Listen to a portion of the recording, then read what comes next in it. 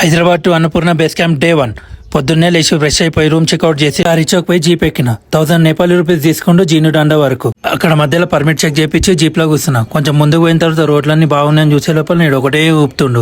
చాలా మంది గాండ్రక్ విలేజ్ నుంచి కూడా ట్రెక్ స్టార్ట్ చేశారు. బట్ ఇక్కడ నుంచి వ్యూస్ బాగుంటాయి కానీ 6 కిలోమీటర్స్ లాంగ్ డిస్టెన్స్ అయితే నేనైతే జీనుడాండా నుంచి స్టార్ట్ చేసిన. ఇక నేను అడుగు పెట్టగానే వర్షం స్టార్ట్ అయింది. ఇక చేసేదేం లేక కొన్ని ఫొటోస్ కి వీడియోస్ కి స్టిల్ ఇచ్చుకొని ఆ బ్రిడ్జ్ మీద నడుస్తున్నప్పుడు ఇది కూలిపోతే ఎట్లా అని డౌట్ వచ్చింది. మాట మంచిది రాదు నోట్లోంచి.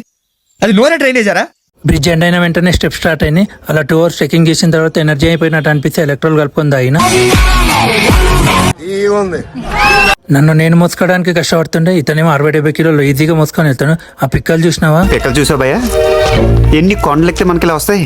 అలా 2 hours ట్రెక్ చేసిన తర్వాత చామ్రాంగ్ వచ్చింది. ఆకలి అవుతుందని చెప్పి ఫ్రైడ్ రైస్ చెప్పిన. తర్వాత బిల్ చూసాను 3650.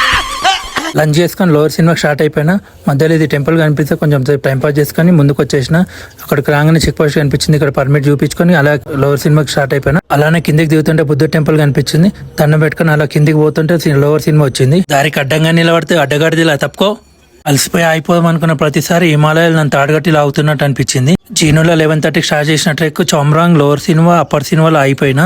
ఈ వీడియో కనుక మా అమ్మ చూసిందంటే మస్తు తిట్టుకుంటా. ఎందుకంటే ఇక్కడ ఉన్నప్పుడు కిందికి పోయి పాల ప్యాకెట్ తెమ్మంటే నేను ఇవాళ 12 కిలోమీటర్స్ మార్నింగ్ నుంచి ఈవినింగ్ ట్రెక్ చేసిన అంటే